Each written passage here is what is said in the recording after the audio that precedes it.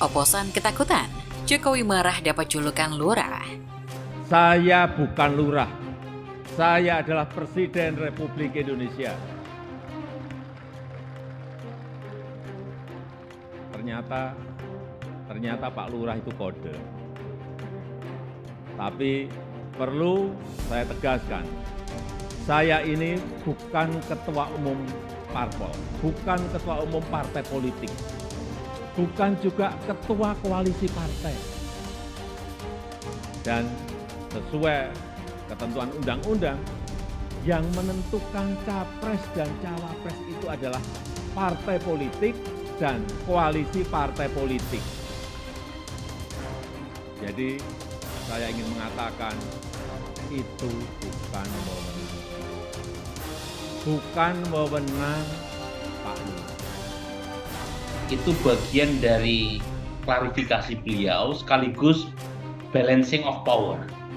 Karena bagaimanapun deklarasi PAN dan Golkar yang selama ini seringkali di publik menyatakan tegak lurus kepada Presiden Jokowi, itu bisa ditafsirkan deklarasi kedua partai kepada Prabowo ini tanda kutip atas minimal seizin Presiden Jokowi, dan itu kemudian sebutan lurah, saya rasa sahabat saya Mas Burhan juga kalau nyebut Pak Jokowi juga Pak Lurah juga gitu kadang-kadang. Jadi sebetulnya hal-hal ini kalau dikaitkan apakah Pak Presiden cawe-cawe dan kemudian beliau sendiri mengklarifikasi itu di pada hari ini pada pidatonya, saya rasa ini juga upaya beliau untuk menghentikan tanda kutip dipertanyakan, kok ini seakan-akan ini harus manut kepada presiden, padahal partai politik itu kan punya kemerdekaan dan independensinya sendiri gitu. Walaupun pada akhirnya tanggal 13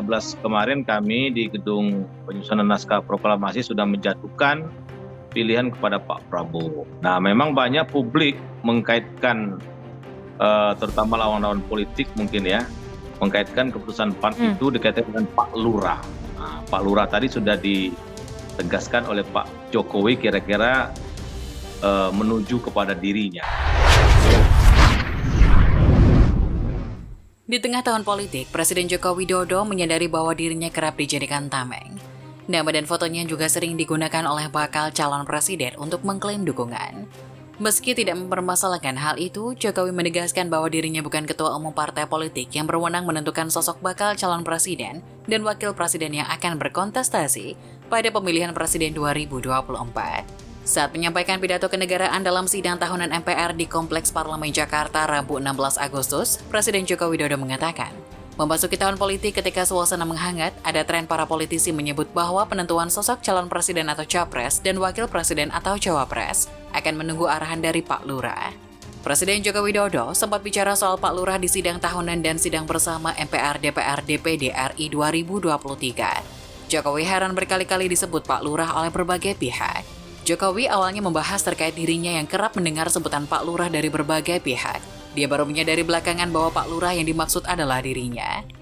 Saya sempat mikir, siapa ini Pak Lurah? Sedikit-sedikit kok Pak Lurah. Belakangan saya tahu yang dimaksud Pak Lurah ternyata saya, kata Jokowi saat pidato kenegaraan di gedung MPR DPR Jakarta Rabu 16 Agustus.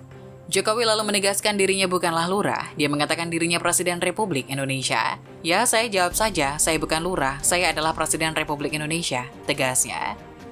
Jokowi juga berbicara tentang lurah ternyata kode. Meski begitu, Jokowi menegaskan dirinya bukan ketum parpol dan bukan juga yang menentukan capres-capres pada 2024. Ternyata Pak Lurah itu kode, tapi perlu saya tegaskan saya bukan ketua umum parpol, bukan ketua umum partai politik, bukan juga ketua koalisi partai. Dan sesuai ketentuan undang-undang, yang menentukan capres dan cawapres itu adalah partai politik dan koalisi partai politik. Jadi saya ingin katakan itu bukan wewenang saya, jelasnya. Ketua Umum Partai Nasional Demokrat atau Nasdem Surya Paloh merespon pidato Presiden Joko Widodo yang menyinggung istilah Pak Lurah di kalangan politisi dan partai politik. Menurut Surya Paloh itu hanya bercandaan. Pidato Presiden baik-baik saja, Presiden mengikuti seluruh dinamika yang ada di tengah masyarakat kita, kata Surya Paloh di Kompleks Parlemen Rabu 16 Agustus 2023. Menurutnya itu adalah sebuah bercandaan dan perumpamaan, di mana semua pelaporan harus mendapatkan persetujuan dari Pak Lurah. Tidak ada hal yang luar biasa juga kalau barangkali ada perumpamaan semua pelaporan harus persetujuan Pak Lurah. Saya pikir sebuah joke saja.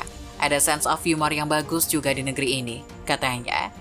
Surya Paloh justru menyoroti pidato dari Ketua DPD RI Lanyala Mataliti yang meminta kembali mengembang amandemen UUD 1945 yang menempatkan posisi MPR RI menjadi lembaga tertinggi negara, meski konsekuensinya pemilihan presiden tidak dipilih langsung oleh rakyat.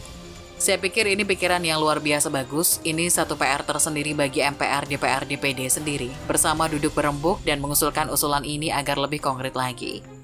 Dan bersama segera sosialisasikan kepada masyarakat, itu pikiran-pikiran Nasdem saya rasa, katanya. Sementara itu, Ketua Fraksi PKS DPR RI Jazuli Juwaini menanggapi kode arahan Pak Lurah di Pilpres yang disampaikan Presiden Jokowi.